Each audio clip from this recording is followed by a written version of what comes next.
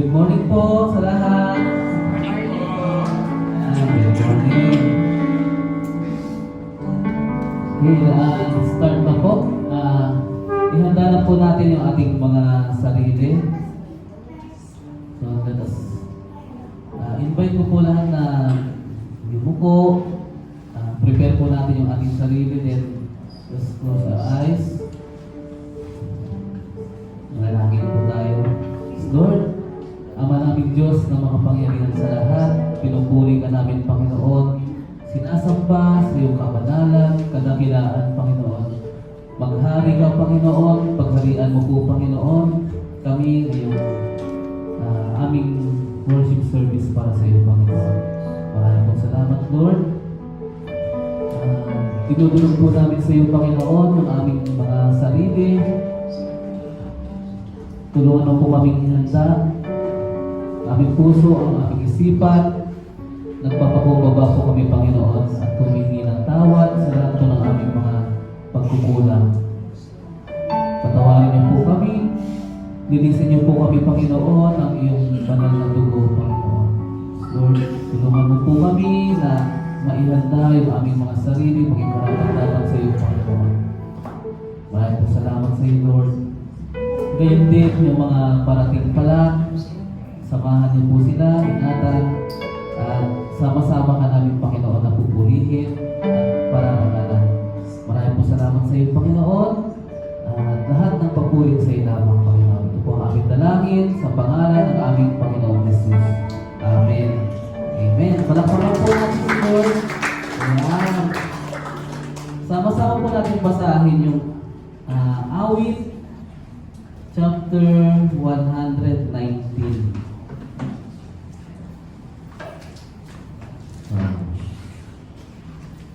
Ito yata pinakamahabang chapter. Ito ay patungkol sa Word of God. Awit 119, ang basahin po natin ay sa verse 12, verse 12 and 13. Sabi po dito, Awit 119, verse 12 to 13. Sabi po, pupurihin kita, Yahweh, ika'y aking pupurihin. Ang lahat ng tuntunin mo ay ituro mo sa akin. Ang lahat mong mga utos na sa akin ibinigay, palagi kong babanggitin at malakas kong isisigaw. Purihin ang Panginoon.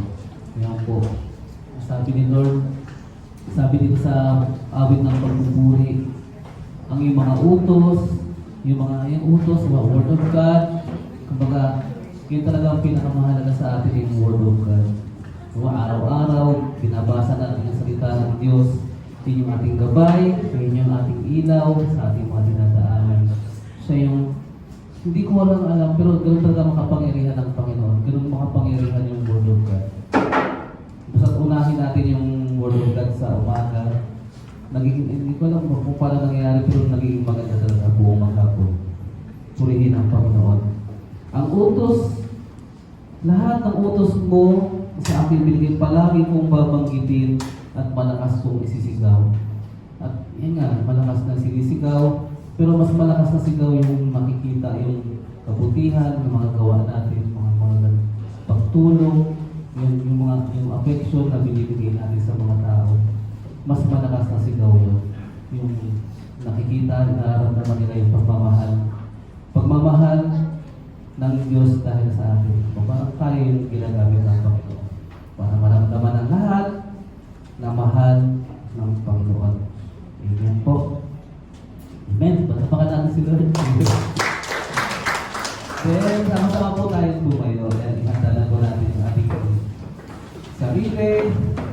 Sama-sama tayong manalangin. Sama-sama natin isigaw yung kabutihan ng Panginoon. Hallelujah, hallelujah, Lord. Maraming salamat, Panginoon, sa umagang ito. At narito po muli kami sama-sama na magpupuri at magpapasalamat sa iyo, Panginoon. Lord, sa iyong kabutihan, sa iyong kabanalan. Minarapat po, Panginoon, na ialay mo po, Panginoon, yung buhay para sa amin, Panginoon. Hindi po kami karapat-dapat, Lord. Pero mahal na mahal mo po kami. Unconditionally, Lord.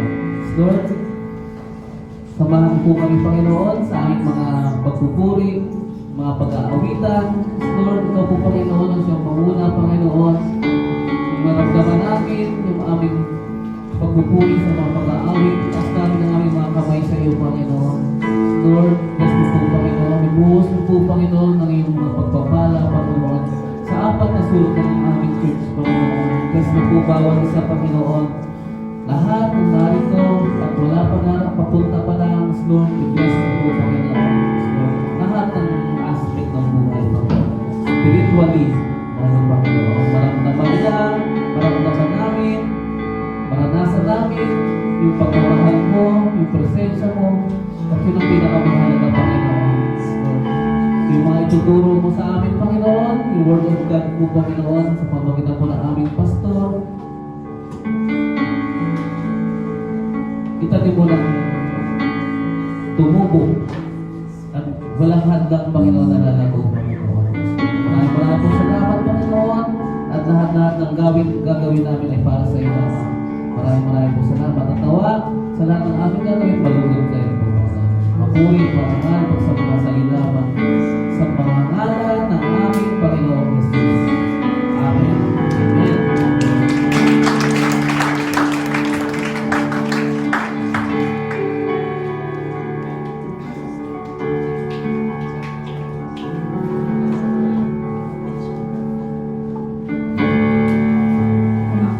God, palakpakan po natin ulit si God, si Lord.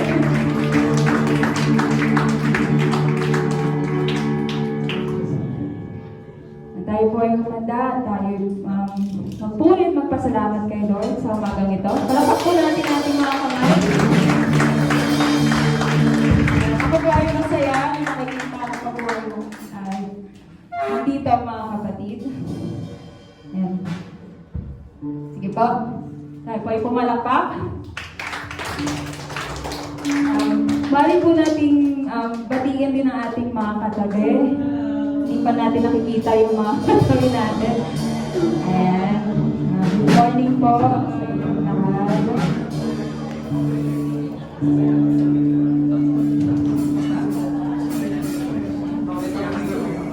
Isang pinagpala pong umaga sa ating lahat. Muli, magpapasalamat po tayo kay Lord kahit na may bagyo, tayo ay nandito. Tayo ay magpapasalamat sa Kanya. Sa kabutihan niya sa buhay natin. Amen. Hallelujah, hallelujah, hallelujah. Praise the Lord. Pagmalakpak.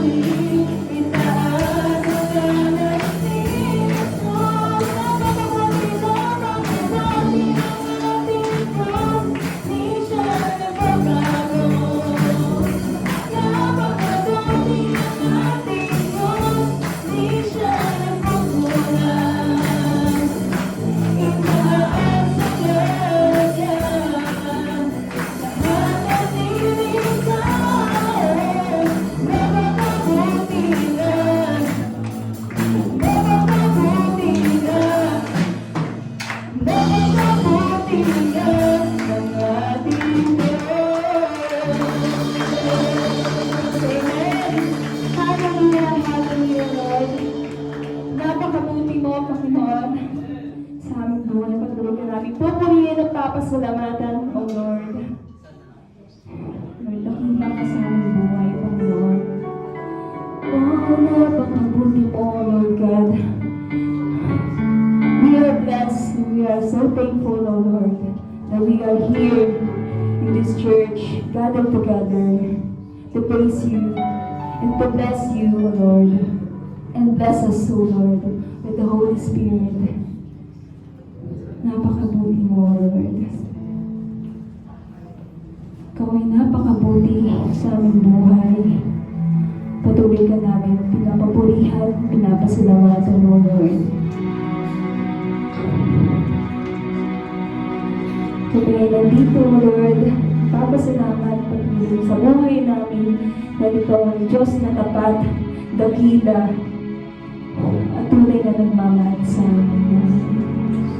Maraming salamat, O Lord, sa iyong katapatan, sa iyong kabutihan. Dahil napakabuti mo, at napakabuti mo, magpakailanman. Hallelujah, hallelujah. As we sing, church, napakabuti mo.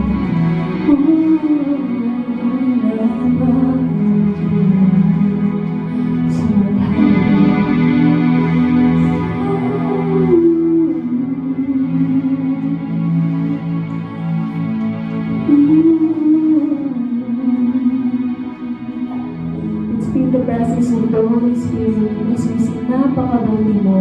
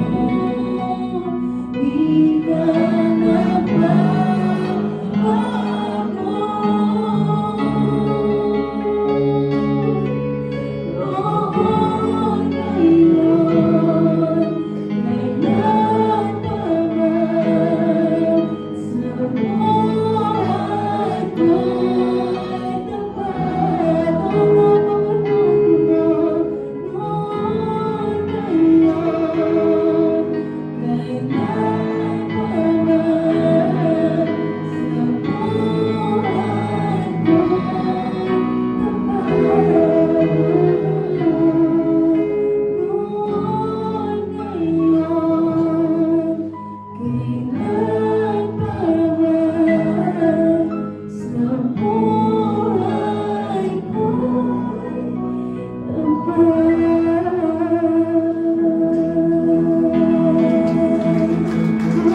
buhay ko. Pinapakan po natin si Lord. So Lord, we thank you and bless us so well with the Holy Spirit. And this is our praise and worship to you, Lord God. Tinataas namin ito sa iyo sa iyong dakilang pangalan, sa iyong napakabuting pangalan, in Jesus' name. Amen.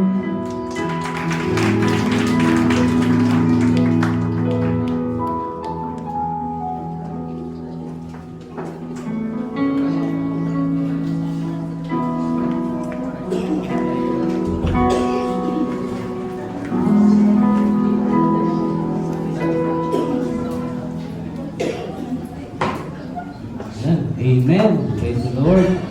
Tunay po na napakabuti ng ating Diyos. Ayan. Praise the Lord. Ayan, mabuti talaga ang Panginoon. Ito, faithful, yun ang Diyos natin.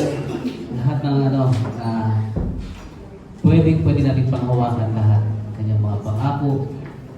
Amen. Po, nadako na po tayo sa pagpapasalamat. Ayan po, sino pong gusto magpasalamat sa Panginoon? Ay, sister. Amen. Yes, hello. Thank you, Lord, sa ayun, napakabuti nga po ni Lord dahil sa buhay ko. Ayun, nung birthday ko po nung Friday. Ayun, dahil kalakasan po yung binibigay niya sa akin. Ayun, and to God be the glory po na. Kahit ups and down po yung nararanasan po natin sa buhay. At magtiwala lang po tayo sa Kanya. Yun. Thank you po. Amen. Thank you, Lord. Sino pa nag-birthday? Salamat ko eh. Tulungan din. Birthday. Wala pang wala di ba Panginoon sa buhay? Magandang umaga po sa inyo lahat. Ako po ay lubos na nagpapasalamat sa Kanya at may panibagong buhay ang binigay niya sa akin. At mga biyaya, walang putol ang biyaya ang binibigay niya sa amin sa kalakasan ng aking katawan. At kahit na meron kaming may konting problema na agad-agad po sinasagot ng Panginoon. At overwhelmed po talaga ako sa Kanya. Papasalamat sa buhay na binigay niya ulit sa akin. Salamat po. Thank you, Lord. Yes, salamat sa Panginoon. Na ano yun po yung nag-ano sa akin yung yung walang putol, sabi ni sister. Yung blessing na walang putol. No? Galing ni Lord. Ganun talaga si Lord. Kaya-kayang ibigay ni Lord yan. Kasi, dati parang ganun ako eh, na parang ayaw magdire-diretso nung ayaw magdire-diretso nung yung blessing, yung financial man yan, ayaw magdire-diretso. Pero gano'n din talaga yung time na basta hindi lang tayo magtimigil, magpatuloy sa Panginoon. Yung walang putol na pagpapala, kaya-kaya talaga ibigay ng Panginoon. Amen. Totoo ko. Napakabuti ang ating Panginoon, noon, ngayon, at magpakailanman. Praise the Lord. Sige po, palampakan po natin ang Panginoon. At ihanggan na po natin ang ating mga sarili. Si Kuya, magpapasalamat po. Ay, nagpasalamat ka. Ay, sige, isa lang po. Outing lang po ako. Ayan, good morning po sa lahat. Ayan, just want to thank the Lord sa mga blessing niya sa nagdaang year, 23 years. And kalawa mga labapa sa lahat, family, kaibigan, sa group, sa mga bata, sa lahat-lahat. Sa work, lahat pinabless ko. Sino po ako? Thank you, Lord. Ayan po. po. Sige po, ihanda na po natin yung ating mga sarili para po sa Word of God ngayong araw na to. Palakpakan po natin ang ating Panginoon sa buhay ni Pastor Fergie.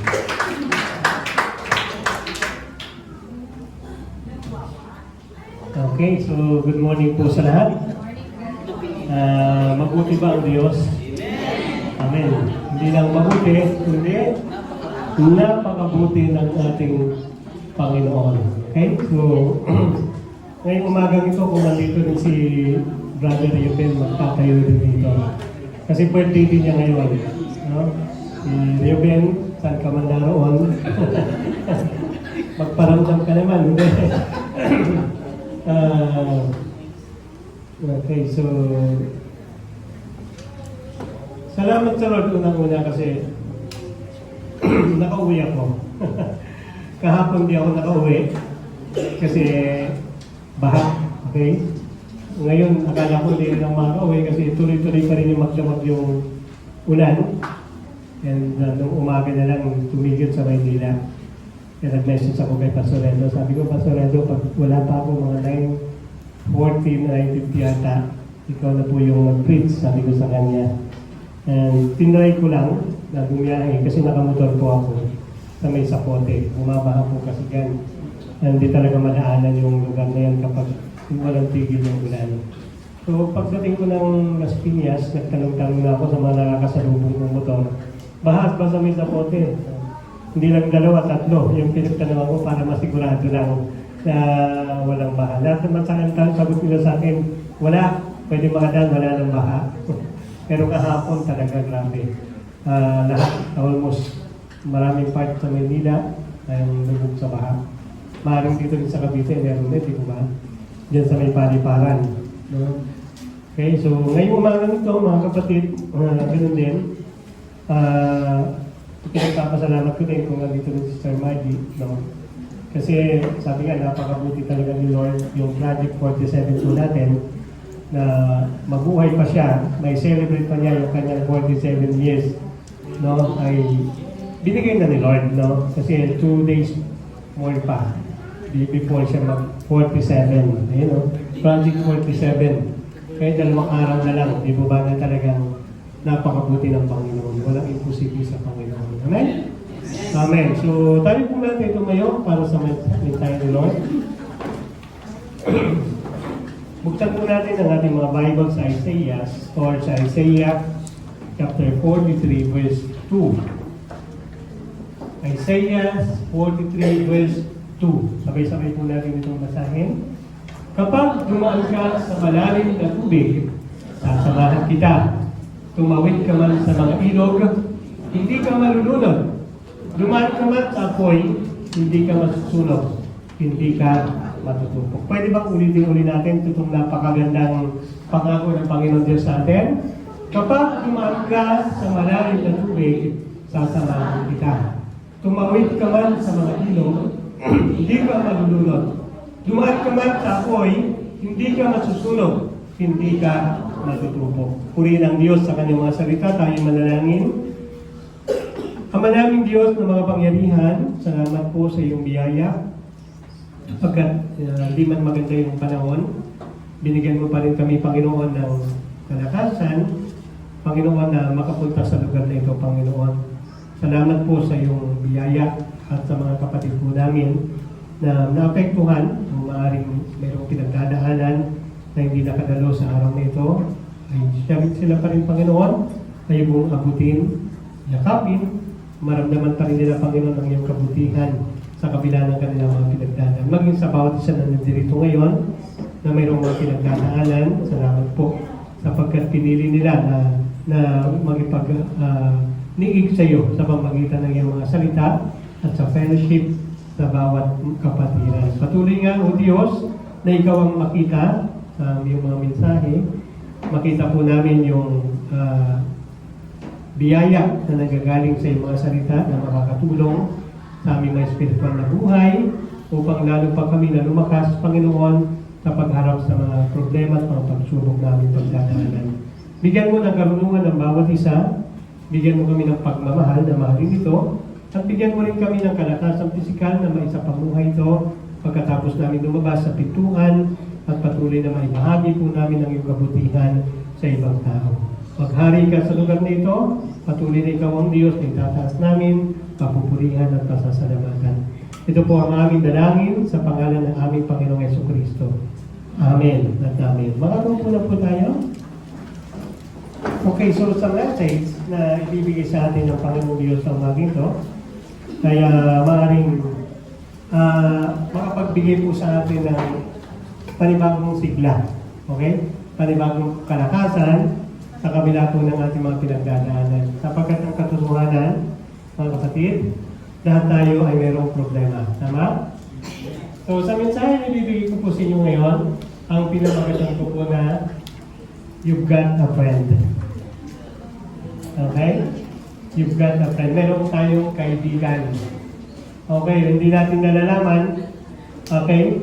Before ako mag-start dito sa mensahe, maaaring may mga paparating na para makasabay po sila sa mensahe. Meron po akong ipaparinig po sa inyo na i-upload mo kayo yung video na yun. May ipaparinig ako. Nung una, hindi pa ako mananampalataya, kinakanta po ito bilang secular song o worldly song.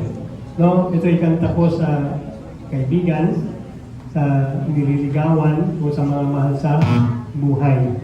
Pero nung ako'y naging mananampalataya na, may mga awitin na kung saan hindi ko makita no, yung kanta as makamundo. Okay? Hindi ko ma-feel yung song, yung dala ng song para sa mga mahal sa buhay o mga kaibigan. No, yung mensahe ng mga kanta, every time na nakakarinig ako, yung especially yung kanta na ipaparinig ko po sa inyo, ay nakita ko na ito'y mensahe rin pala sa atin ng Panginoon. No? Na kung saan talagang napakagandang mensahe na pwede nating makita sa buhay natin bilang isang mananampalataya. Sige po, pakinggan po natin, pero papapulog ko po sa inyo mamaya, hindi na po natin pakikinggan lahat. Sige po, pakiplay po. Huwag na patayin yung ilaw kasi music lang naman. Makinig na po, pwede nyo ipikit yung mata ninyo, damhin po ninyo yung kanta na para bang si Lord yung umaawit po sa atin. Okay?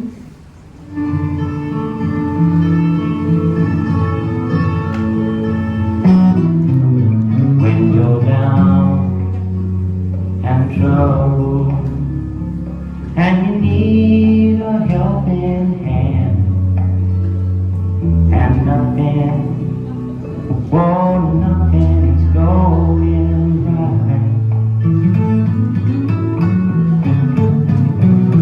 Close your eyes and think of me, and soon I will be there to brighten up even your darkest night. You just call my name, and you know wherever I am, I'll come running only to see you again. Okay? Pwede na? Okay, salamat no sa awitin na ito. Nakuha niyo po, naramdaman niyo yung mensahe. Di ba ba? Na kung saan parang si Lord yung nagsasabi sa atin. Okay, when you're down in trouble, di ba? You've got a friend. Just tawagin lang natin ang Panginoon. Just call my name, sabi lang ng Panginoon. Okay? So ngayong umagang ito, katulad na sinabi ko po sa inyo kanina, lahat tayo may mga problema na pinagdadaanan. Iba-ibang mga problema. Okay? Iba-ibang klaseng problema na meron tayo. Maaaring si Brother Arnel, ang problema niya magkaroon ng 10 piso. Si Brother Jojo, ang problema niya magkaroon ng 20 pesos. Diba? Si Jennifer, ang problema niya magkaroon ng 100 pesos. Si Nanay Mary, ang problema niya magkaroon ng 100,000 pesos. Di ba ba? Iba-ibang problema. Di ba ba? Iba-ibang problema. May mas malaking problema, may mas maliliit na problema. Hindi lang financially, may mga problema na may problema ka sa relationship, sa asawa, sa anak, sa kaibigan, di po ba? Sa nanay, sa tatay. Or may mga problema about sa health, di po ba? May mga problema na kung saan ang matinding problema na minsan hindi natin masolusyonan, yung problema, pinoproblema mo yung problema ng ibang tao. Meron ba dito na? Wala kang ang problema, pero pinoproblema mo yung problema ng ibang tao. Meron ba sa inyo yun? Meron di po ba? Yung wala kang problema. Dapat yung bahay niya, di ba? Nagpagawa ng bahay yung kapitbahay mo. Dapat ganito. Yung design, hindi maganda, di po ba? Example lang yun, di po ba? Dapat yung suot niya kapag nanonood ka sa mga artista na idol mo o yung mga ilahangaan mo, dapat hindi siya nagpakulay ng buhok niya. Di ba? Parang si Ellie Buendia, di ba? Parang ako, fan ako ni Ellie Buendia. Ngayon, kapag nakikita ko siya, hindi maganda yung buhok niya, hindi bagay sa kanya. Di ba? Kasi blonde na yung buhok niya ngayon. Yung parang, hindi mo naman kailangang problemahin, pero pinoproblema mo. Tama? So, yun yung mahirap.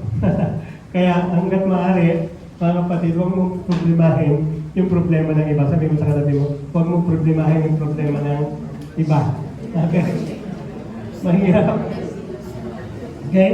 So, yun yung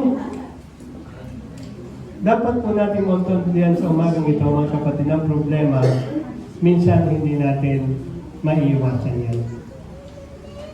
Okay? May mga problema na hindi talaga maiiwasan. Kahit saan ka man pumunta, magkakaroon pa rin ng problema. Tama po ba? Amen? Kapag iniwanan mo isang problema, hindi ka makasigurado na doon sa pupuntahan mo, hindi ka na magkakaroon ng problema. So, hindi ko sinasabi na wala na tayong maging problema. Ang sinasabi lang natin ng Panginoon Diyos sa umagang ito, na kapag may problema po tayo, tumawag lang tayo sa Kanya. Okay? Kasi minsan kapag tumawag tayo, Lord, ito'y problema ako, pwede ba tanggalin mo itong problema? Hindi po ang ganun yung design ng Panginoon. Yung problema, andyan yan. Ang gagawin na ng Panginoon, sasamahan ka lang niya. Yan sabi ng Panginoon, pag-ipakwal po, di ba? Ang sabi ng Panginoon, kapag duman ka sa malalim na tubig, sasamahan kita. Sinabi ba ng Panginoon na papaibabawin niya yung tubig? Hindi, di ba? Ang sabi ng Panginoon, malalim yan, pero sasamahan kita. Amen? Sino may mga problema dito na gusto mo na pasamahan ka kay Lord? Amen? Yung water na yan, o yung tubig na yan, at yung fire na yan, sinisimbolize nito yung mga problema natin sa buhay. Yung mga obstacle, yung mga trials, yung mga challenges sa buhay. Okay? Sinisimbolize nito, mga kapatid. Kung titignan po natin, di po ba, yung tubig at ilog, medyo ano ba yan, konting problema lang yan. Pero nabanggit din dyan, may apoy. Yan na yung dumarating sa point na talagang pinaka-worst na madadaanan natin sa buhay. No? Na mga pagsubok na parang hindi na natin kayang solusyonan. Pero ang pangako ng Panginoon, anong pangako ng Panginoon? Hindi ka masusunog, hindi ka matutupok. Wow, palapahan naman natin ang Panginoon. Amen? Amen. So nawa, balik po tayo ha. Yung problema, andyan yan. Ha? May mga problema na pwedeng tanggalin ni Lord, pero may mga problema na pananatilihin ni Lord. Ha? Ang kailangan lang natin magtiwala sa Kanya. Paniwalaan po natin itong mensahe ni Lord sa buhay po natin. And kaya nire-remind tayo ng Panginoon, mga kapatid, kasi gusto niya na kahit na, diba, kasi gusto naman natin bilang isang Kristiyano, sipukan na madala po natin yung mga mahal natin sa buhay. Okay? Sa simbahan din, katulad po natin. Tama po ba? Sino dito yung may desire na yung buong pamilya mo madala mo sa Lord? Yung mga kaibigan mo madala mo si Lord? Yun yung desire ng bawat mananampalataya. Kasi naranasan mo, na-experience mo, naramdaman mo yung kabutihan ng Diyos, yung pagmamahal ng Diyos. Okay? Yung biyaya ng Panginoong Diyos na hindi pamamagitan ng material na bagay lamang. Kaya binigay sa atin ni Lord yung bagong to, na kapag mayroon kang problema, you've got a friend. Ha? Mayroon kang kaibigan na maaasahan. Just close your eyes, sabi ng Panginoon, and call my name. Bakit? Bakit kaya? Kasi hindi natin madadala yung mga mahal natin sa buhay kapag nakikita po natin nila sa buhay po natin na para bang hindi tayo nagtitiwala sa Panginoon. Yung buhay po natin, Kristiyano, kapag may mga problema, ang gulo ng buhay po natin. Ngayon, kasi kung ikaw nga nauna sa akin, ikaw nga matagal na mananampalataya na, di ba ba, yung buhay mo magulo pa rin, bakit mo ako madadala yan? Bakit mo ako makukonvince na pumunta sa iyong simbahan? Kaya ngayon nire-remind tayo ng Panginoon na huwag tayong magpadala sa mga problema. Ang Diyos ang bahala dyan. Mayroon akong kwento. Ito. Before ako mag-start doon sa message, mayroon akong kwento. Mayroong missionary na pumunta sa Indonesia. Missionary siya. So pagdating, ang mga missionary kasi, wala talagang specific na pupuntahan yan. Meron lang isang, kunwari, accommodation like hotel or yung may mga kakilala sila doon. Pero walang specific na iba Bible study kung mga pupuntahan ng mga tao doon sa lugar na yon. Pagdating mo ng mga missionary sa lugar na yon, sila na yung bahala na maghahanap ng mga tao na maging kaibigan mo nila kasi hindi basta-basta pag mga Muslim country. Hindi mo agad-agad na isi-check agad yung word ni Lord. Okay? Hindi ka agad-agad na maniniwala sila sa iyo. No? Na ikaw ay anak ng Diyos. So, ang kailangan mo munang gawin is makipagkaibigan muna. Kaya yung ibang mga missionary, pumupunta doon as teacher. No? Karamihan, 90% nagtuturo sa mga eskwelahan.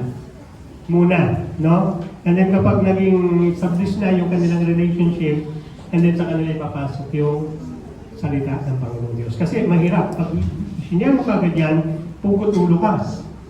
Ha? Especially mga India, mga gano'n, di ba? Indonesia. Ito yung kwento. May missionary na pumunta ng Indonesia. Pagpunta niya doon sa lugar na pupuntahan niya, natuluyan siya. So, ang unang plano niya, kinabukasan, maghahanap siya ng simbahan na mapagsisimbahan. Bilang isang Kristiyano, ayaw mo, di ba? Na pumunta sa isang lugar na hindi mo ipagpapatuloy, hello, hindi mo talaga mapipigilan na dumalo sa mga gawain. So, kinabukasan, gumising siya, pagkalmusal niya, nag-ikot-ikot siya, maghanap siya ng simbahan. Problema niya. Kasi, hindi siya nagano'n. Hindi niya alam yung pasikot-sikot ng lugar. So, nung may dito siyang bata, sabi nung sa bata, Iho, may alam ka bang simbahan na Kristiyano dito na pwede mong puntahan? Kasi Kristiyano ako. Ang sabi nung bata, hindi sumagot. Ang sabi ng bata, pumingit lang. Ganun lang ka. So, gusto niya talaga, kasi taga doon yung bata eh. So, binaliktad niya. Para ma-encourage yung bata, no, sumagot, sabi niya, Iho, tuturo mo lang akin yung, kung mayroong simbahan dito sa lugar ninyo, tuturuan kita kung paano makapunta sa langit. Alam niyo ano sabi ng bata? Kung simbahan nga, hindi ko alam kung buka mo pupunta, langit pa kaya. Dawa yung lesson doon sa kwento. Nakita ng bata na problemado. Sinishare mo sa bata na kung salita hindi mo makita yung simbahan, langit pa kaya. Ano din po tayo bilang isang Kristiyano, di po ba? Paano natin sasabihin na share mo yung kabutihan ni Lord, yung word ng salvation, di po ba? Kung ikaw ay punong-puno ng problema sa buhay. Sa tingin niyo po ba? Ha? Mag-bless yung mga tao na share mo ng word of God na harap-harapan may problema ka. Okay? So, anong gagawin natin sa problema? Sabi ko nga sa inyo, relax ka lang. So, sabi mo sa problema, relax ka lang. Si Lord yung bahala sa iyo. Okay? So, papaano? Sabi niyo sa akin, siguro ngayon, Pastor, papaano? tuturuan ko kayo ngayon kung paano, no? Kasi para bang pastor, may posible naman yan, may problema ka na. Para bang hindi ka pa rin mamumblema, hindi ka pa rin malulungkot. Magiging masaya ka pa rin, magiging masipag ka pa rin sa paglilingkod sa Panginoon. Okay, sa umagang ito mga kapatid, ihalimbawa ko na lang yung buhay ni Josue. Okay? Si Josue. Si Josue ay isa sa nakarating doon sa Promised Land. Pero after ng Promised Land, sila pa rin ay nagtuloy-tuloy sa journey ng buhay, paglalakbay, kung saan sila pinapapunta ng Panginoon. Ganun din po tayo, di ba? After we accepted Jesus Christ, di ba, bilang Savior po natin, hindi doon nagtapos. Tama? Hindi doon nagtapos yung ating pagiging Kristiyano kasi hindi ka pa kinukuha ni Lord eh. Gusto mo ba na kunin na ni Lord? Hindi pa ba? So, bilang isang Kristiyano at mananampalataya, tagasunod ni Kristo, yung journey mo bilang mananampalataya hanggat di ka pa kinukuha ni Lord, magpapatuloy. Yan, sabi mo sa katabi mo, magpapatuloy ka pa. Kasi yung iba pa easy na lang eh. Di ba? Okay na ako dito, may salvation naman ako eh. Okay na. Pero hindi mo alam marami pa lang pinapagawa sa iyo ang Panginoon. Kaya yan, makita po natin, tuturuan tayo ni Josue sa buhay kung paano natin malagpasan yung mga problema sa buhay at maging masaya, no? At maging sumusunod pa rin sa Panginoon. Na kung saan mga kapatid, no? Yung mga Israelite kasama si Josue, kailangan nilang mag-decide kung susunod sila sa Diyos o babalik sila doon sa kanilang comfort zone. So, nung inutusan nila kasi ang pinakamalaking problema nila Josue noong time na yun ay kung paano nila marating yung Jericho. Okay? At kung paano nila mapapatumba o mapapabagsak yung Jericho wall. Ano? Yung pader. No? Na kung saan walang sino man, noong time na yun, walang sino man lumabas at pumasok doon sa Jericho. So, yun yung decision, no? Nung inutusan sila ng Panginoon na kailangan nilang sakupin yung Jericho, para bang yun yung pinakamalaking problema na dumating kay Josue at yung mga Israelite people. Laking problema. Kasi biruin nyo, di ba ba? Ang laki na ang taas ng wall na yun, makapal pa. Paano nila papabagsakin yun? Paano sila makakapasok doon sa loob ng Jericho? Yung maaaring sa inyo ngayon, gaano ba kalaki yung problema na pinagdadaanan ninyo? Anong Jericho wall yung pinagdadaanan nyo sa buhay? Meron ba dito na may malaking problema? Gusto niyo ba na masolusyonan yung problema yan? Makinig po kayo. Okay? Yun yung solusyon. Yun yung makakabigay ng solusyon sa problema ninyo sa pamamagitan ng sikreto na ipagkakaloob ng Diyos sa atin sa umagang ito mga kapatid. Kasi sa buhay po natin bilang mananampalataya, dumarating din po tayo sa crossroad ng buhay. Alam niyo yung crossroad? Ha? Yung, di ba? Hindi mo alam kung kakaliwa ka, hindi mo alam kung kakanan ka, hindi mo alam kung dediretso ka, o hindi mo alam kung babalik ka. Eh, dumarating sa buhay po natin, di ba? Minsan nakakapag-decide tayo na gusto ko nang bumalik sa dati yung buhay. Ang hirap pala maging Kristiyano. Dumating natin sa buhay nyo yung ganung point na para bang susuko ka na gusto mo nang balik sa dati yung buhay mo. Maraming nagsasabi sa akin noon. No? Pero salamat sa Lord kasi almost naman sa kanila nagpatuloy.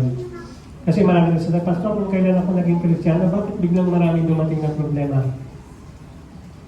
Bakit daming dumating na pagsubok?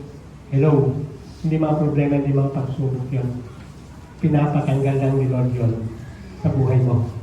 Akala mo mga problema, akala mo pagsubok, kasi nakasanayan mo, ayaw mong tanggalin sa buhay mo. Okay? Katulad ng mga Israelite people, di ba? Nung sila naglalakbay doon sa ilang na lugar, papunta sa Promised Land, mas mabuti pa doon sa Egypt. Kahit na kami alipin, kumakain naman kami. Di ba yung pagkain nila doon? Pagkain ng alipin. Diba, pinuprovide na nga ni Lord yung mga pagkain nila, hindi ko ba? Kaya nga, hindi sila nakontento. Nagre-reklamo sila. Kasi alam niyo, bakit sila nagre-reklamo, hindi sila nakontento? Kasi nasanay sila doon sa dating pamumuhay. Na kung saan, yung buhay na meron sila nung time na yon, mauuwi lang, temporary lang. Hindi ko tulad ng buhay natin ngayon, dito ba? Mahirap na yung buhay, maraming pagsubok, pero pag napagtagumpayan po natin, tayo dadako pa rin. May second life, yung eternal life. Alin ang gusto mo? Temporary life o yung eternal life? Dito ba? So magpatuloy po tayo. Like Josue, nung time na yun, sa kay Israel and Sipol, kailangan nila mag-decide, wow! Nung narating ni Nebro na yun, grabe ang taas, ito ba yung pababagsakin namin? Ito ba yung lulusubin namin? Diba? Grabe naman si Lord, di ba ba? Ganun po tayo minsan. Ang daming problema, Lord. Sigurado ba? Kaya ko to. Okay? Mayroong tatlong C na ibibigay sa atin ni Lord ngayong umagang ito. Tatlong C on how to overcome obstacle in your life. Ito na yun. Makinig po kayo mabuti ha. Maaring palagpas nyo ito, sayang naman. Pero ito talaga naging sikreto para maging matagumpay na tayo'y makasurvive sa mga problema na pinagdadaanan natin sa buhay. Itong tatlong C na ito, maaaring hindi pa natin ito ginagawa. Kaya yung mga problema sa buhay po natin, nananatili pa rin. Hindi po mahirap itong tatlong C na ito. Okay? Number 1 C, communication. Marami po sa atin mga mananampalataya kulang sa communication kay Lord. Tama po ba? Nabubuhay po tayo, routine lang, everyday ng buhay po natin, trabaho, di po ba? Bahay, eskwelahan, bahay. Ganun lang yung routine natin sa buhay. Minsan nakakalimutan natin makipag-communicate kay Lord. Wala na tayong personal na makikipag-usap sa Panginoon. Okay? So, ito po yung sekreto ni Josue, mga kapatid, no? Ang sabi sa verse 1 and 2, sa Joshua chapter 6, 1 to 2, isinara ang mga pintuan ng Jericho upang huwag makapasok ang mga Israelita. Ipinagbawal na lumabas o pumasok ang sinuman. Sinabi ni Yahweh kay Josue, pakinggan mo ito. Ibinigay ko na sa iyong mga kamay ang Jericho upang sakupin ito at gapiin ang kanyang hari at magigiting na kawal. Right? Basahin natin mabuti. No? Tingnan natin mabuti yung mensahe ito. Ano yung sikreto ni Josue? Yung communication kay Lord. Ha? Paano niya nalaman na kaya nilang gapiin yung Jericho? Paano nila naman na kayang sakupin? Kasi nakipag-communicate siya kay Lord. Pero ito hello, di ba may mga problema tayo na laki. Katulad ni Josue, sila yung mga ordinaryong mamamayan. Ordinaryong mga tao. Walang experience sa pagkikipagdigma. Ano yung lalabanan nila? Bakit ano sabi niyan? Magigiting na kawal ng Jericho. Ibig sabihin mga fighter talaga yun. Mga professional yung kakalabanin nila. Isa pa, isang hari ang kakalabanin nila. Para bang imposible, di ba? Tayo, wala tayong armas. Wala tayong wala tayong mga matataas na kalibre ng mga sandata. Baka na, siguro, yung tanong nila Joshua, nung time na yun. Di ba? Nung hindi pa siya nakikipag-communicate kay Lord. Ganun din tayo sa buhay po natin ngayon. Ang daming problema sa buhay po natin, pero pinipilit po natin na sarilinin na solusyonin yung problema natin. At kapag hindi natin nasunod, hindi ko na kaya, ang laki talaga. Napaka-imposible na. Parang yung transplant ni Sister Maggie, di po ba? Wala kaming bank account. Nung sinabi ni Lord sa kanya na mangyayari na ikaw ay magkikititransplant. Okay? So parang guni-guni lang yun. Di ba? Marang sa atin. Pero yung mismo sinabi ni Lord, gawin mo kung ano yung kaya mong gawin. At tanggapin mo na yung victory ng successful operation. Hindi tumigil, nagpatuloy sa buhay si Sir Martin na parang minsan sumusuko bilang ganito, may mga problema, nalulungkot, pero pagtitiwala sa Panginoon. Kasi sinabi mismo ni Lord ha? Sinabi mismo ni Lord sa kanya na mangyayari itong nangyaring kidney transplant. Ganon din kay Josue. Sinabi mismo ni Lord sa kanya, dahil sa communication, dahil sa pakikipag-usap niya sa Panginoon, sinabi niya, narinig niya mismo, Panginoon, pakinggan mo ito, sabi ni Lord, ibinigay ko na sa iyo ang mga kamay, ang Jericho, upang sakupin ito at gapiin ang kanyang hari at magigiting na kawalan. Narinig niya. Diba? Sinabi mismo ni Lord. Bakit yung mga problema mo andyan pa rin? Kasi hindi ka nakikipag-communicate kay Lord.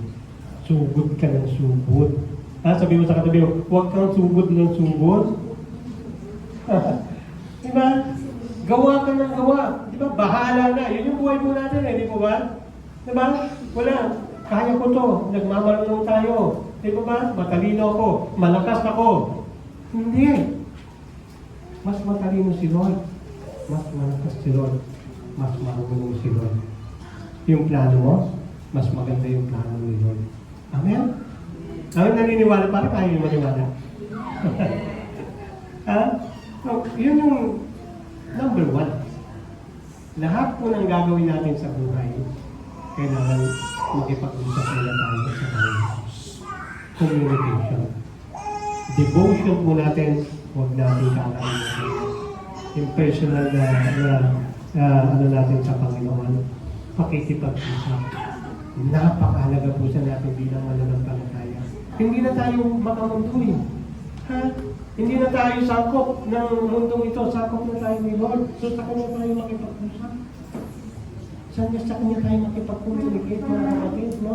Kasi siya yung mga kapatid, ito yung major, sabi ko nga sa inyo kanina, major na obstacle na problema na kinaharap ni Josue at ng mga Israelite people. Kapag hindi nila na-conquer, napagtagumpayan itong pinapagawa sa kanilang Panginoon, lahat ng kanilang mga pangarap sa buhay, pag-asa sa buhay, wala na. Kasi hindi sila makapagpapatuloy ng paglalakbay, hindi hanggat hindi nasa sakop yan, Jericho na yan. Ganon din sa buhay po natin, di ba minsan? Sa buhay po natin. May mga kinakangker tayo mga problema, obstacle sa buhay po natin na kapag hindi natin nasolusyonan, wala nang pag-asa yung buhay po natin. Di ba? Para bang manghihila na tayo. Di ba kunwari si Maya, may nililigawan, di ba? Hindi siya, parang imposible, di ba? Dahil sa hindi niya mapasagot yung babae, manghihina na siya, di ba? Parang ayaw na niya mabuhay, kung hindi rin ikaw, wag na, di ba? O, di ba mga ganun, di ba yung mga hindi lang si Maya, di ba sumalit sa buhay po natin, hindi lang yung panliligaw. Minsan may mga material sa buhay po, may mga pangarap sa buhay po natin, kung hindi ko ito maabot, wag na lang. Kaya minsan may mga miserableng buhay, di ba? Kasi kung hindi yun. Pero dapat mga kapatid, magtiwala tayo sa Panginoon. Makipag-communicate. Kasi yung command ni Lord, dapat yung hihintayin natin. Kasi ano mangyayari kung sariling karunungan lang ni Joshua at mga Israelite, lusod-lusubin din ni Jericho, ano mangyayari sa kanila? Masakali lang sila, mamamatay sila lahat. Kaya anong ginawa nila mga kapatid sa buhay po nila Josue at mga Israelite people? So paano nila narating yung syudad? Kung paano nila tumba yung wall ngayon, pag-forward. Ang sabi sa Josue 6:3-5, ikaw at ang iyong mga kawal ay liligid sa palibot ng Jericho, minsan isang araw sa loob ng 6 na araw. Pangunahin mo sa kaban ng tipan ang 7 paring may dalang mga trompeta na yari sa sungay. At sa ika-7 araw, 7 beses kayong liligid sa lungsod at ihipan ng mga paring ng dala. Pag-forward ko. Nilang trompeta. Pagkarinig ninyo ang isang malakas at mahabang tunog ng tambuli, lahat kayong ubod lakas na sisigaw. Sa sandaling iyon, babagsak ang mga pader ng lungsod at walang sagabal na makakapasok doon ang lahat. yung communication. Para bang ikaw nagluto ka ng adobo. Adobo na, mabilis na lutuin, Okay. Kung ikaw ay first timer na magluluto, kailangan mong mag-google. Tama? Kung paano how to cook adobo. Di ba ba? So ano gagawin mo? Dahil nakapag-communicate ka kay Google, para maging masarap yung adobo, susundin mo isa-isa kung paano iluluto. Di ba? Kunin ang lutuan, kalan, di ba? Magana, kukunin mo kalan, sindihan mo, masisindihan mo, di ba? Kunin ang kawali, susundin mo. Pagkatapos ng kawali, lagyan mo, mag-medyo mainit na, ilagay mo yung mantika. Eh kung yung ginawa mo, inilagay mo kaagad yung manok na wala pang mantika.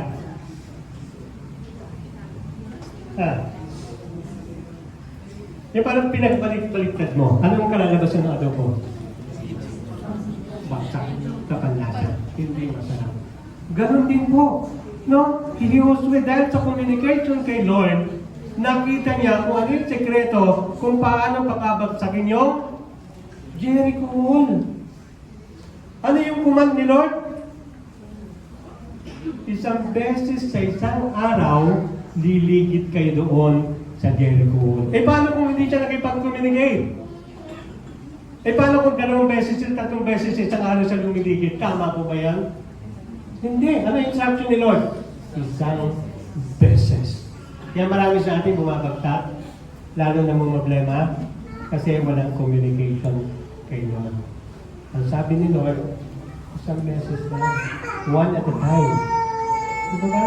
Pero dahil sa gustong matapos ang lahat, gawa dito, gawa doon, sa isang araw, wala kang natapos. Problema. Diba ba? Ganyan na ako pa ibig sabihin, mga kapatid. Parang yung SM sa Harrison Plaza. Imamarates ko na lang ito, wala siguro nakakaalam na. Yung Harrison Plaza na yun, ang ganda ng lugar na dati, madami bilhin. Sino nakapunta na Harrison Plaza? Diba? Ang ganda, di ba? Si Serena. Doon na nagtrabaho din ako na matagal doon, sa doon na Harrison Plaza. Giniba yun. At alam niyo mga ipapatayo doon, SM, Harrison. Malaki yun. Sa mga hindi nakakalam sa inyo, nagmadali yung mga kontrakto, yung mga gumagawa doon. Hindi nila sinunod yung instruction ng architect, yung pinaka-head. Ano nangyari? Bakit tumagal? Ang tagal ng panahon na yun. Pandemic time pa rin, pero hanggang ngayon, mga poste pa lang yung nakatayo. Gumiba po yun. Nasira lahat ng mga semento, sayang, milyon-milyon. Anong nangyari? Uulitin nila ulit. Eh, paano kung nakinig ka na lang? May masasayang ba? Ha? Yung problema agad-agad, masusolusyonan. So, sabi mo sa akin, makinig ka. Ha? One by one. One at a time. Ganon, yung ginawa ni Josué.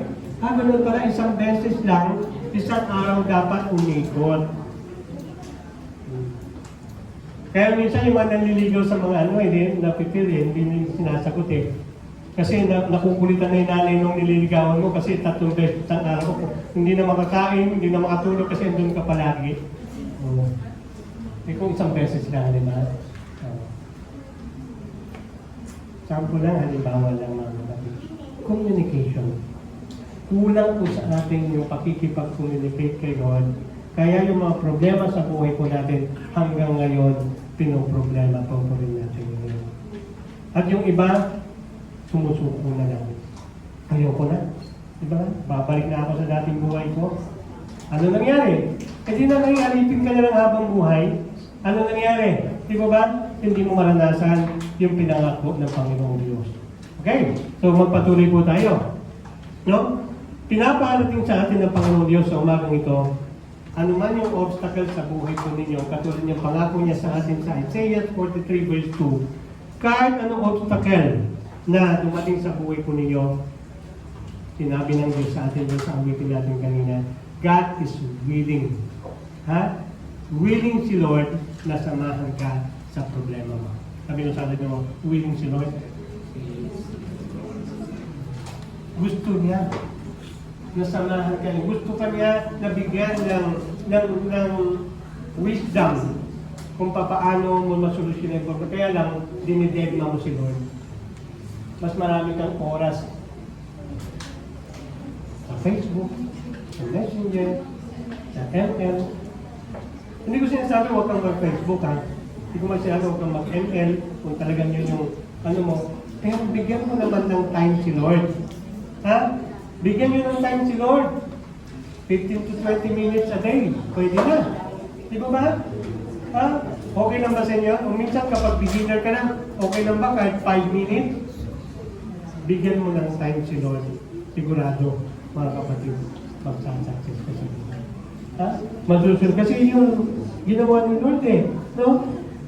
He is committed to communicating with His people at siya kaya niya mag-provide ng kalakasang pisikal, karunungan, no? Kaya mag-provide si Lord. Ang kailangan mo lang gawin, mga kapatid, talk to God, listen to God, and ask God. Hilingin mo, Lord, ano ba? Ano ba yung solusyon nitong problema nito? Hindi ikaw.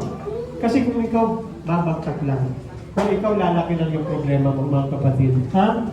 Dapat yun yung maging first plan of action po natin. Kausapin mo na si Lord.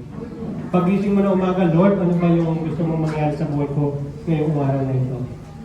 Huwag yung ikaw, kasi kung ikaw walang mangyayari, ikaw lang yun, sarili mo lang.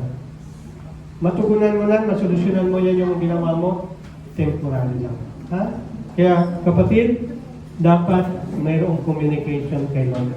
Hindi masusolusyonan yung problema mo kung hindi ka makikipag-communicate kay Lord. Okay? Number 2. Okay, pakibakwas. We can overcome any obstacle through communication. Number 2, compliance. Okay? Compliance. So dito mga kapatid, no? Sa kabila ng pinakamalaking obstacle na kinaharap ni Josue nung time na yon, si Josue ay nag-comply pa rin sa Panginoong Diyos.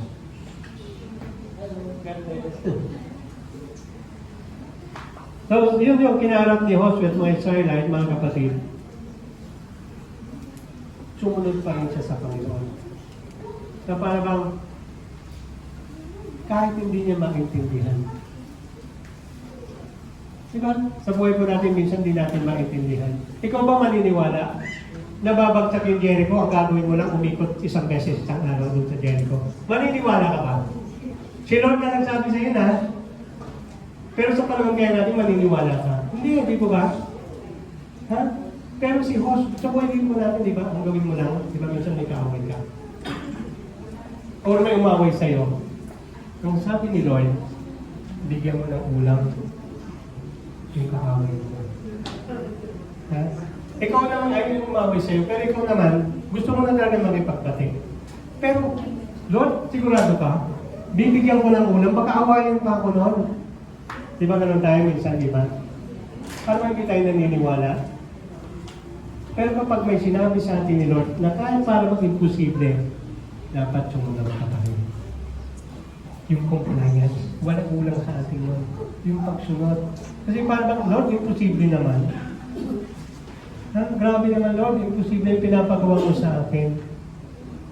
Sigurado ka, Lord? O, gano'n, di ba? Buhay na patotoo ngayon, Sister Magic, gagamitin ko, huwag na tayo tumayo. Ulitin ko ulit, wala kaming bank account. Wala kaming pera sa bangko. Di ba? Sigurado ka, Lord, yung laboratory pa lang, 100,000 na yan. How much more yung kidney transplant covered? Paano pa kayo anti-rejection for 3 months na 100,000 pa rin? Sigurado ka, Lord, itutuloy ko ito. Ito lang yung pera ko. Hindi mo maintindihan eh, di ba? Hindi mo maabot. Ha? Hindi mo maabot ng pag-iisip mo, pero dapat kapag sinabi ni Lord, sumunod ka. Ano yung ulan sa akin? Pati yung sabi mo, ang tigas kasi ng ulo mo. Huwag nang matigas yung ulo, mga kapatid. Dapat sumunod ka rin. Si Lord na yun eh, di ba? Bakit hindi ka? Pastor, saan? Hindi naman sinasabi, wala naman yung sinasabi sa akin si Lord eh. Wala naman sinasabi sa akin si Lord. Ito kulang sa atin. Balikan natin number 1. Communication. Paano mo marinig, hindi ka nakikipag-communicate? Paano mo malalaman yung susundin mo sa Panginoon? Hindi ka naman nagbabasa ng Bible. Hindi mo maririnig literal. Ha? Nasasabihin sa'yo ni Lord, maligo ka na. Ang baho mo na. Di ba? Hindi sasabihin nyo, hindi mo maririnig yun.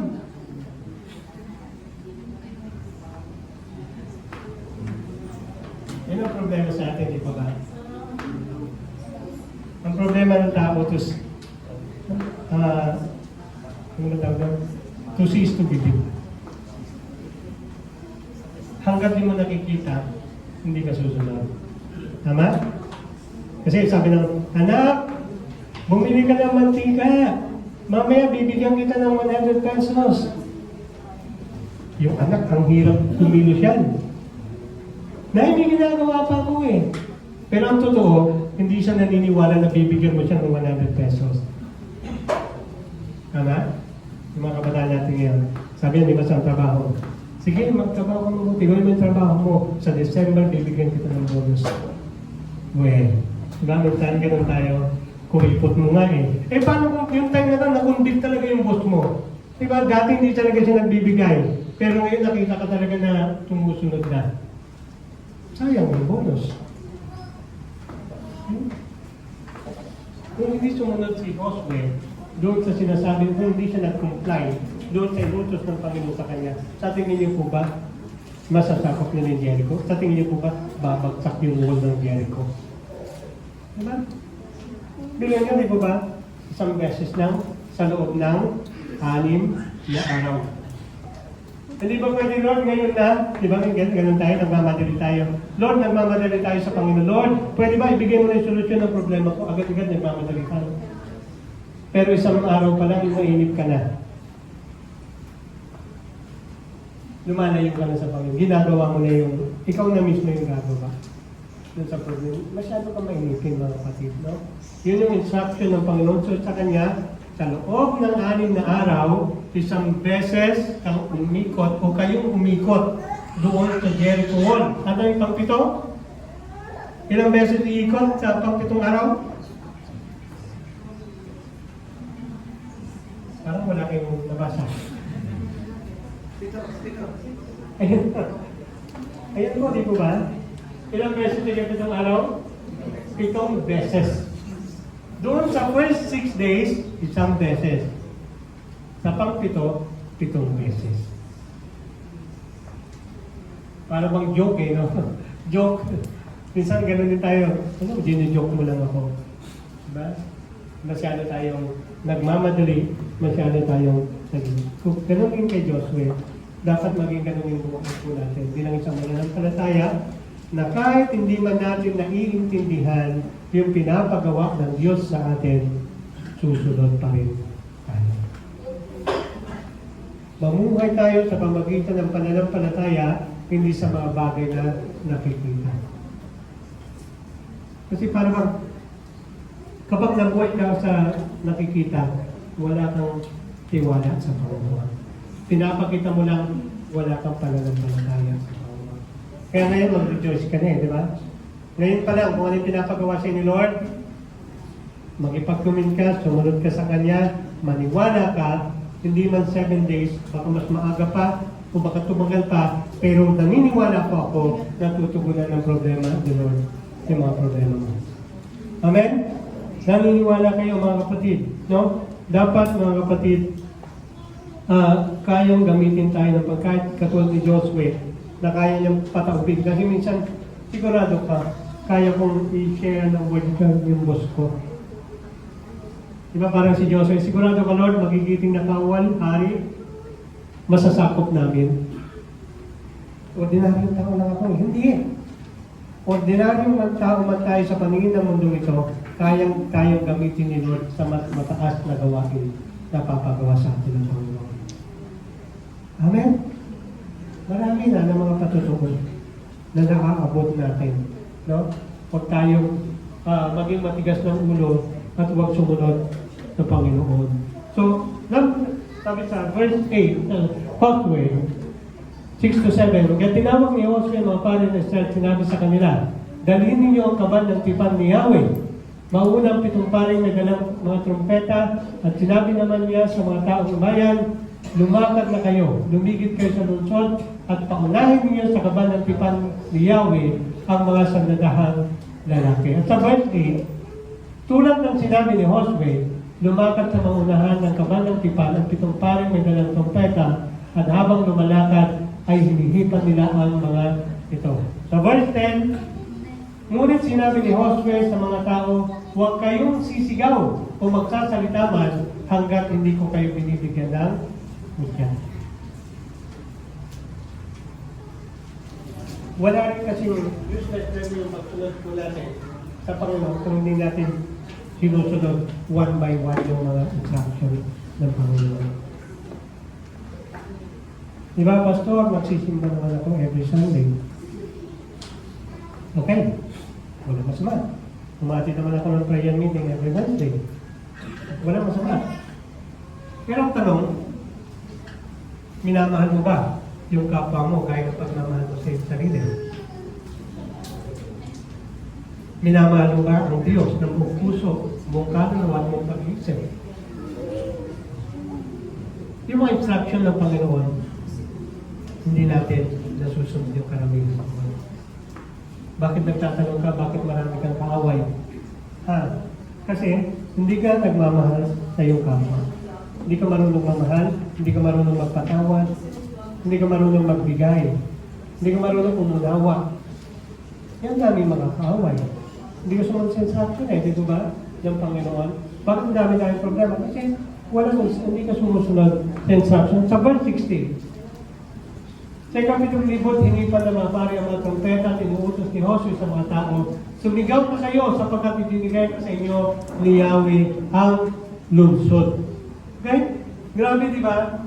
Tayong mga mananampalataya na yung mga nandito na, dapat mga kapatid makita po sa atin ng mga tao sa paligid po natin na tayo ay sumusunod sa instruction ng Panginoon.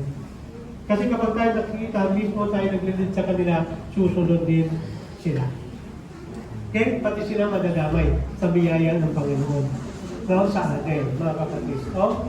Kaya, mga kapatid, sa verse 16, sumigaw na sila, mga kapatid. No? Kapag anong klaseng pananampalataya, yung pinakita ng mga Israelite people kasama si Josue noong panahon na yon. No? Yun ay act of faith and act of obedience. Merong pananampalataya na may kalapit na gawa. Okay? Yun yung unang minsan may gawa tayo pero walang pananampalataya. Merong pananampalataya pero wala namang gawa. Dapat magkasama yun. Ha? Dapat magkasama yun. Pastor, nagbibigay naman ako Di ba? Nagmamahal naman ako Di ba? Okay? So, nainip na si James. Okay, kunti na lang, no? Dapat makita nyo. Number 1 ulit, balikan lang natin. Communication. And then number 2, compliance, mga kapatid, no? Yun yung obedience po nila, yun yung nag-produce ng victory, mga kapatid. Nakita po natin doon sa mga Israelite people, nung sinabi ni Lord na one time lang kayo ikot, and then for 6 days, and then sa 7 days, 7 times nyo kayo ikot, walang negative spirit. Walang word of discouragement yung mga tao. Kasi talagang nananampalataya sila. Talagang sumusunod sila sa Panginoon. And then naalala ko itong simbahan na ito. Nung time na ito, wala pa itong building na ito, damuhan ito. Itong lugar na ito, damuhan.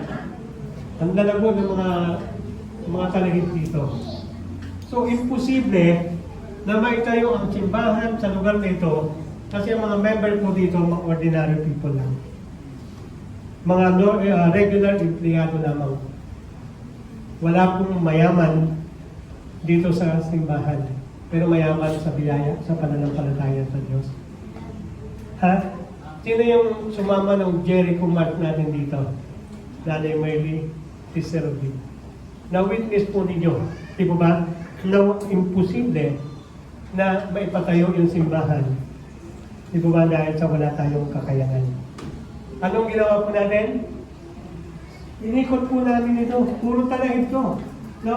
May mga langgam, anay, kung ano, daming anay dito. Hanggang ngayon may anay pa rin. Siguro mga mananampalataya yung mga anay ngayon dito.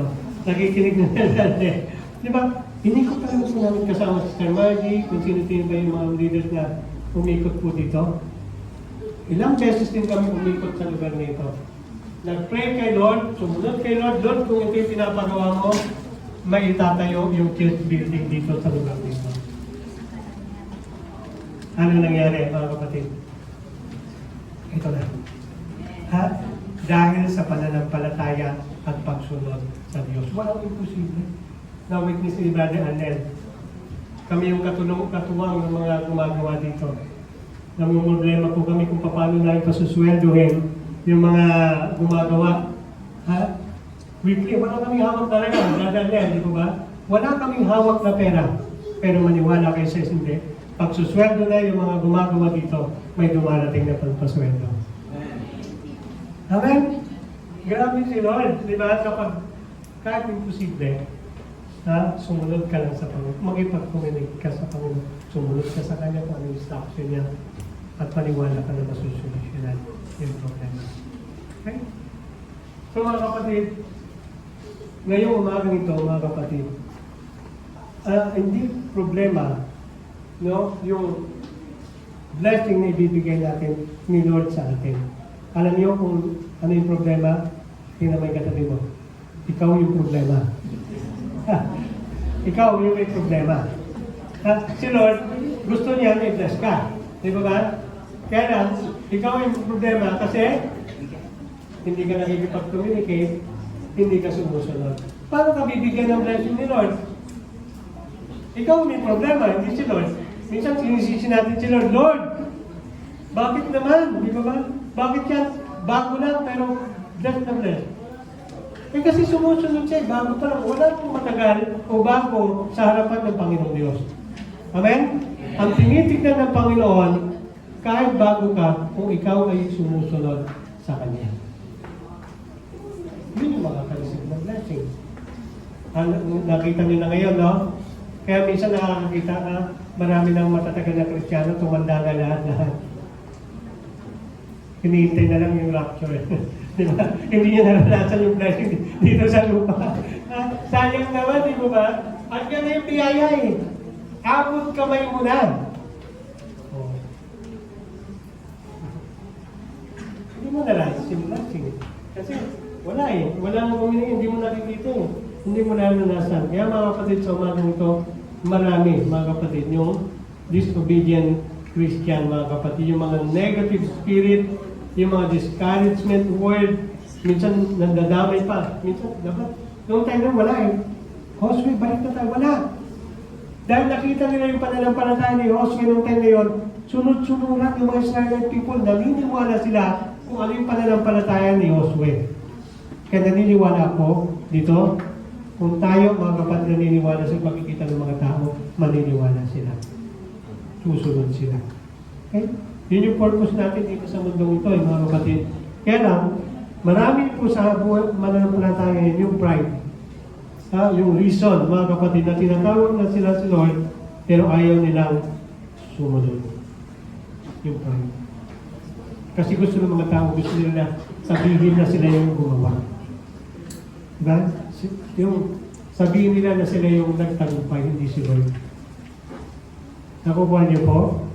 And then number 3, lastly, confidence.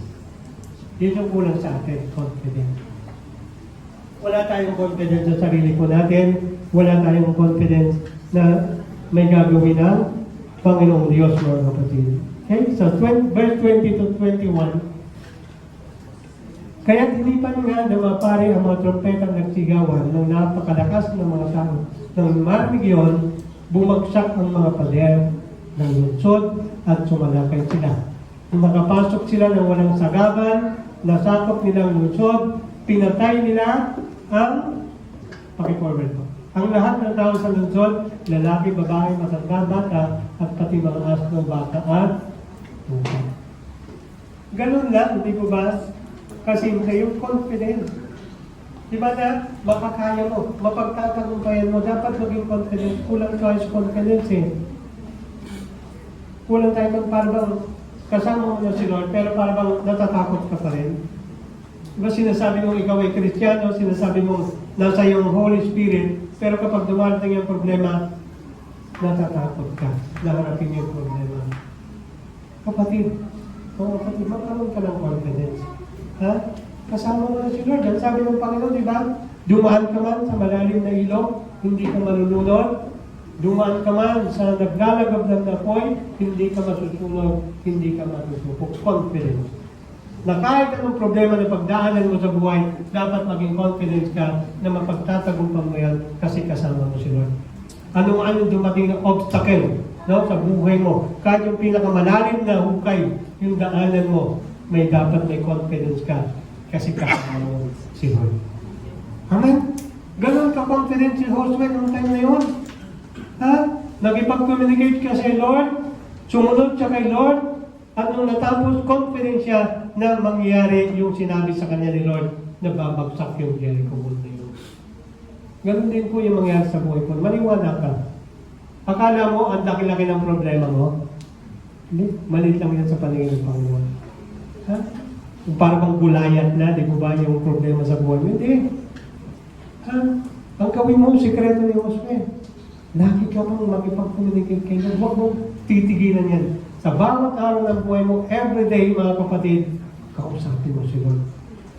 Kasi never mong maririnig kung ano yung pinapagawa niya sa'yo kung hindi ka magkikipag-communicate sa Kanya. Para ka lang langgam. Oh, kung saan may pagkain, doon lang. Ganun yung magiging buhay mo. Pero kung may instruction ni Lord, para kang langgam na nakamarcha din. Ha? Ganun din po, ano yung pinapagawa ni Lord, susunod ka lang sa Kanya, mga kapatid. So, ito po yung sinasabi sa atin ng Panginoon na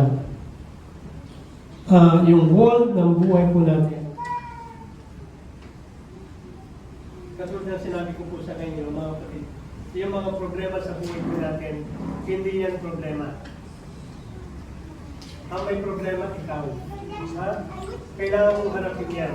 Magtiwala ka sa Panginoon, mga kapatid, at yung design ni Lord ay palaging pagpapalain ka. Sabi sa last verse, in Hebrew 11:30, dahil sa pananampalataya ng mga Israelita, gumuho ang pader ng Jericho matapos silang maglakad sa palibot-ito ng 7 araw.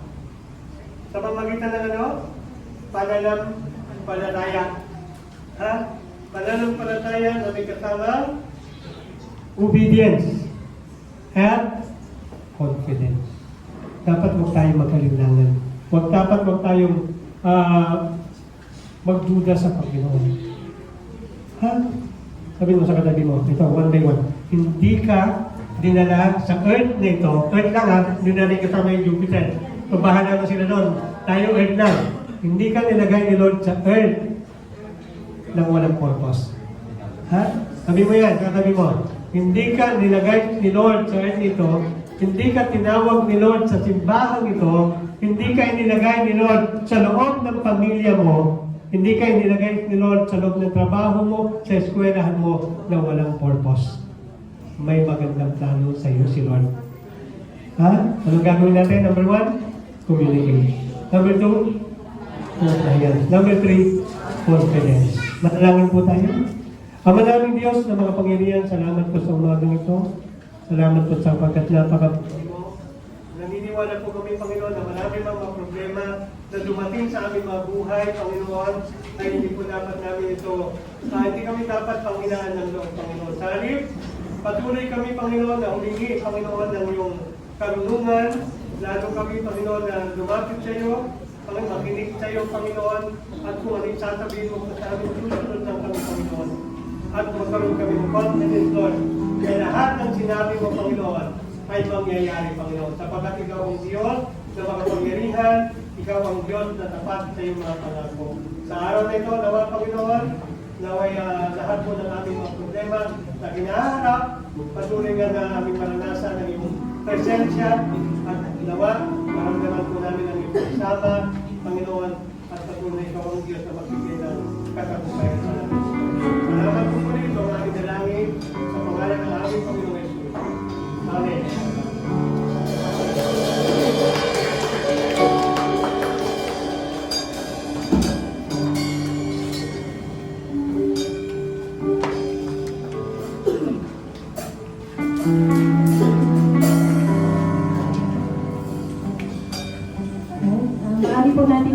ang ating kaloob.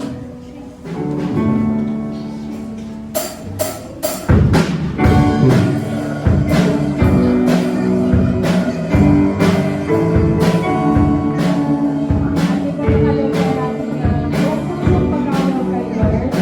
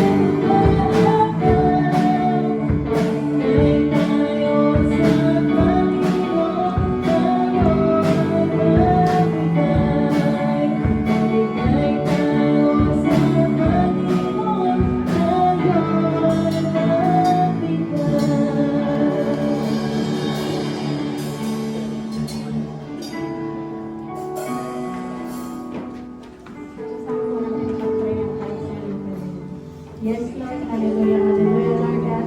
Pinupulit, pinasasalamatan nila, dakila ka namin, Lord. Lord, maraming salamat po, Lord, na mula po noon at hanggang ngayon, hindi ka po nagbabago, Lord God. Napatuloy ka namin naaasahan sa lahat ng oras. Na kahit kailan, Lord God, pinigyan ka, Lord God, lalo na sa panahon na kailangan ka namin. Salamat din po, Lord, sa patuloy na binibless mo po, Lord, yung mga taong ginagamit mo po sa simbahan. Patuloy mo silang i-bless, palakasin, Lord God, nang patuloy sila maging daluyan ng iyong pagpapala sa simbahan. Salamat din po, Lord, sa mga taong kung pusong pinagkakalo pa kanilang tithes and offering. Marapat lang, Lord, na ibigay namin sa inyo balik ang nararapat. Dahil kung ano man pong meron kami ngayon, Lord God, ang lahat ng ito ay dahil sa inyo. Maraming salamat po, Lord God, kayo na pong bahalang mag-bless sa tithes and offering, Lord God, na magamit po sa mga pangangailangan at gawain ng iyong simbahan. At ibalik mo po sa kanila ng higit pa at sobrang pagpapala na sa iyo lang po nagbumula. Salamat po, Lord, pinagkakatiwala na namin ang lahat sa inyo. Ito po yung aming samot dalangin. Lahat po ng mataas na pagpulit, pasalamat, pagsamba, pagdakil at pagpamahal. Sa iyo lang po namin binabalik. Sa pangalan po ng iyong anak na si Jesus. Amen.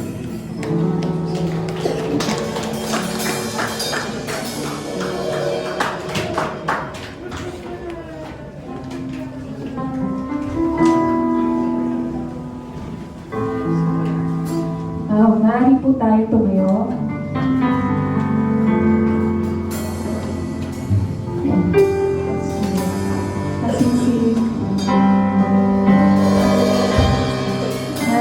Ipigil ang ating mga mata at itong awitin natin sa Panginoon. Idulog natin sa Kanya ang ating mga panalangin ng buong puso. Hallelujah, hallelujah, hallelujah. Hallelujah, hallelujah.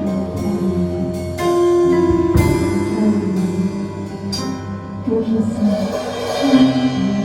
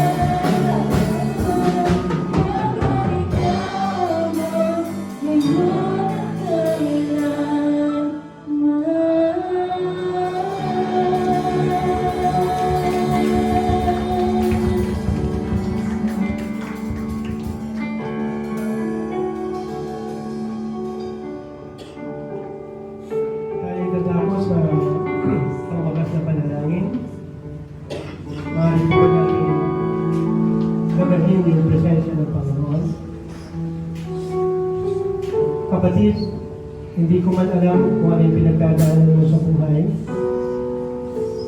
Maaaring maraming beses na itinulog mo na yun kay Lord.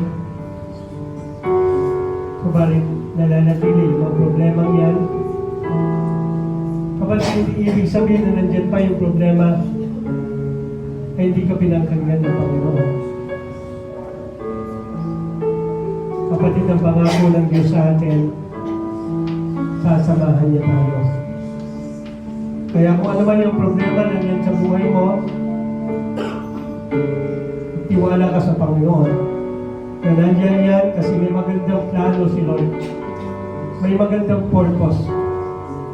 At kapag dumating yung time na napagtagumpay mo yan, hindi ko alam kung hanggang kailan, maniwala ka na yung problemang yan yung magbibigay pa sa iyo ng higit pang katatagan sa buhay. Yan problemang yon, yung mga pagdalagupan ng iyong pananampalataya, na lalo kang magtitiwala sa Panginoon. Maniwala ka. Kaya kang itawid ni Lord kahit sa pinakamalalim na ilog. Kaya kang itawid ni Lord kahit yung naglalagab na apoy, kaya hindi ka matutubo, hindi ka masusunod. Ganon kabuti ang Panginoong Diyos. Kung ulitin ko ulit yung message sa ating ni Lord. Hinihintay ni Lord na makipag-usap ka sa Kanya. Huwag mo sayangin yung pagkakataon na makipag-communicate ka kay Lord. Pangalawa, compliance. Sundin mo kung ano pinapagawa sa inyo, Lord. Kahit para bang imposible. Kahit kung para bang suntok sa buwan. Kapag sinabi ni Lord, gawin mo. Kasi magtatagumpay ka dyan. Pangatlo, confidence. At magkaroon ka ng confidence kahit yung mga pinaka-imposible bagay, kahit yung pinakamalaking problema na kinahanap mo, posible pa rin na solusyon na Panginoon. Kulang sa iyo confidence. Panginoon ako, huwag kang magalindangan na sumunod sa Panginoon. Huwag kang magalindangan na magtiwala sa Panginoon. Ang maraming Diyos sa mga pangyarihan, ngayong umaga ito, naniniwala po kami na hindi aksidente na kami nandito upang makinig ng mga salita. Sapagkat kami mga tao, Panginoon, habang nandirito ka sa mundo ito, may mga problema pagdadaanan. May malaki, may maliit, may para bang wala ng solusyon, may para bang walang hangganan ng problema. Dinisay mo yan, Panginoon, upang lalo pa kami na magtiwala sa iyo. Lalo pang dumipende sa iyo, Panginoon, na makita po namin sa aming mga sarili na wala po kaming kakayanan, Panginoon, sa sarili namin karunungan at kalakasan namin. Pinapaalala mo, Panginoon, na ikaw pa rin ang Diyos na lumikha sa amin. Ikaw pa rin ang Diyos na nakakaalam kung ano yung makakabuti para sa amin mga kapatid. Ikaw pa rin ang Diyos, Panginoon, na nakakaalam ng higit kung ano yung plano mo para sa amin. Kaya Lord, tulungan mo kami na magkaroon, Panginoon, ng panahon na makipag-ugnayan sa iyo. Tulungan mo kami, Panginoon, na magdaan ng oras sa iyo. Tulungan mo kami, Panginoon, ganun din sa pagsunod sa iyo. Huwag naman maging alibay po na may ginagawa po kami. Huwag naman maging alibay po namin, Panginoon, yung mga problema namin sa buhay kung bakit hindi kami makasunod sa iyo. Lord, tulungan mo din kami, Panginoon, na magtiwala ng lubusan sa iyo. Lord, salamat sapagkat pinapalakas mo ang aming pananampalataya. Patuloy na ako, Ama, na maranasan ng bawat isa na katulad na naranasan ni Hosea at mga Israelite people. Maranasan, Panginoon, makita kung gaano ka makapangyarihan, Panginoon. Kung gaano ka kabuti at kung anong magandang plano yung hinahangan mo sa bawat isa sa amin, Panginoon, na tumusunod sa iyo, Panginoon. Kaya Lord, sa umagang ito, dinideclare na po namin, Panginoon, siniseryo na po namin, Panginoon, na hindi problema, Panginoon, yung makakahadlang upang nakawin, Panginoon, ang kapayapaan, ang kagalakan, ang makapagpatuloy kami na mamuhay, Panginoon, ng masaya, Panginoon, sa mundo ito. Nawa ang mga problema, Panginoon, ay gamitin lalo namin, Panginoon, na maging paitan, Panginoon, upang maabot po namin yung tagumpay ng buhay, Panginoon. Sapagkat hindi mo naman tinitingnan, Panginoon, kung ano yung nagawa po namin, kung ano yung narating po namin, Panginoon, kung ano yung natapos po namin, kung ano yung meron kami. Ang tinitingnan mo sa amin, Panginoon, ay yung aming po pananampalataya, Panginoon, yung aming paniniwala at pagmamahal sa iyo, Panginoon. Yun yung magbibigay ng tunay na matagalaan, tunay na kapayapaan, tunay na kakontentuhan, tunay, Panginoon, na achievement, Panginoon, kapag tunay, mabuman namin lahat, mabuman ba namin lahat sa mga bagay sa mundo ito, kung wala kami pananampalataya, malayo kayo sa iyo, Panginoon. Kaya Lord, salamat kapag pinalalahanan mo po kami na sa kabila ng mga problema na aming pinagdadaanan, andiyan ka lang, Panginoon. At yan ka lang upang samahan kami at samahan kami sa tagumpay, Panginoon. Salamat po, aming Diyos, sa mga kapatid po namin na nagtibok ng kanilang mga arawan. At sa mga magdiriwang pa sa buwan na ito, Panginoon, patuloy nga na pagpalain mo sila, Panginoon. Patuloy nga na palaguin mo ang kanilang pananampalataya. Patuloy nga, O Lord, na makita nila na may Diyos, Panginoon, na nagmamahal at magbibigay ng katagumpay at sa kanilang buhay. Lord, salamat din po, tinatas ko po sa inyo.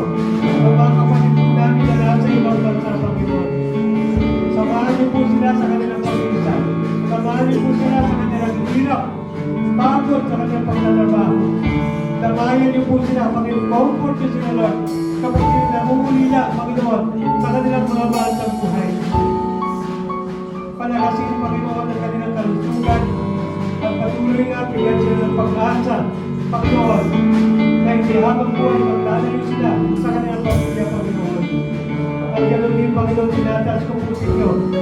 Ang lahat po na nasalanta ng bagyo, Panginoon, na dumaan po dito sa aming bansa, Lord. Lord, sa mga nawalan ng tirahan, walang makain, Panginoon, na ngayon nilalamig, Lord. Gumamit ka ng mga tao, Panginoon, na may kakayanan, na magpagalan at tulog, Panginoon, sa kanila. At lalo-lalo na, Lord, mananggaman nila na ngayon ngayon. Ang pagkakabag nila ng pag-asa, na bumamos rin, Panginoon, at magpatuloy sa buhay. Lord, salamat po sa lahat. Ngayon ginagawa, Panginoon, sa aming mga buhay. Thank you rin po sa patuloy na pagbibigay mo ng kalakasan kay Sister Margie, Lord, kay Pastor Redo, Panginoon. After dito na, nakikita po namin yung kabutihan na lalo pa silang sumisigla, Panginoon. At pinesa po namin, Lord, pinesa po namin, Lord, na sila'y makakasama mo rin namin si Sister Margie, Panginoon, sapagkat kasama na namin si Pastor Redo, Lord. Sa darating na buwan, sa susunod na buwan, Panginoon, ay kasama na ng pagpuri, Panginoon, at paglilingkod sa iyo. Salamat po sa mga leaders na patuloy na humahayon, patuloy sa mga tao na tumatanggap sa kanila. Bless po po sila, Panginoon, patuloy sa mga pagpapala na ibigay mo kay Diyos, Lord. Muli, Ama, ang lahat ng problema na nakikita mo sa ating mga buhay ay pinagkakatiwala na po namin sa iyo, Panginoon. At sa po, Panginoon, magkakaroon ng kapayapaan, kagalakan, na maglilingkod sa iyo, Panginoon. Muli, Ama, maraming salamat sa iyo. Naway kayo lumago sa aming mga puso, mayagtay, Panginoon, sa magkakaroon ng buhay at may bahagi naman namin sa iba. Kapayapaan, kagalakan, mga pagpapalan na umulan ng tunayan ay mananasan ng bawat isa. Ito po ang aming lalaki sa pangalan ng Ama, ng Anak, at ng Banal na Espiritu Santo. Amen. Amen.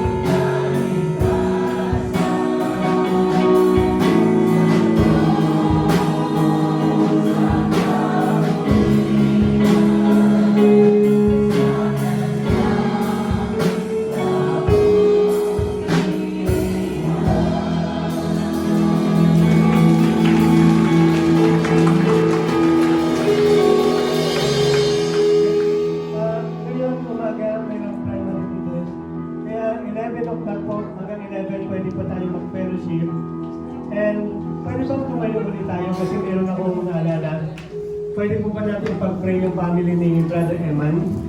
Kasi mayroong sakit yung kanilang mga anak, kaya wala po sila rito po pamilya po nila. Para naka-isolate, tama po ba, Sister Mabel, no? Mayroon po silang karamdaman na baka makahawa po sa atin, kaya may minabuti po nila na huwag dumalo po dito ngayon.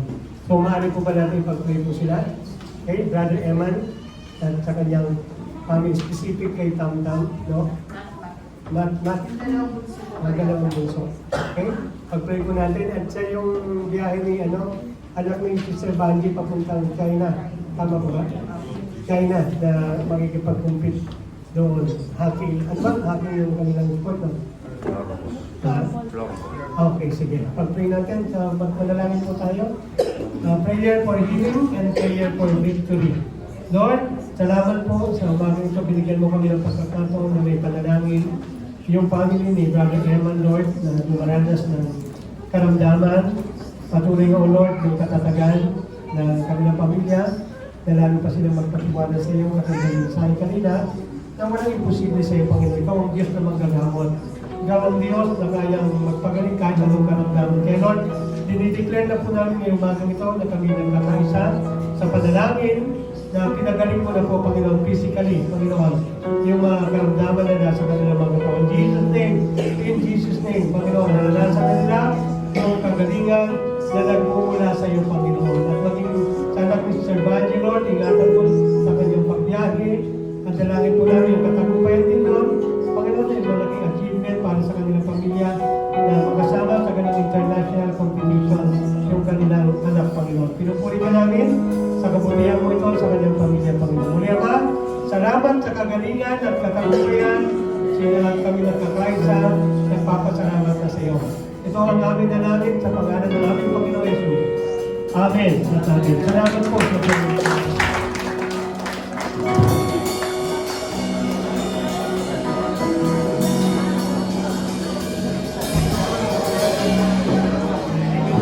Napagkabayan po tayo sa pinagpapalagay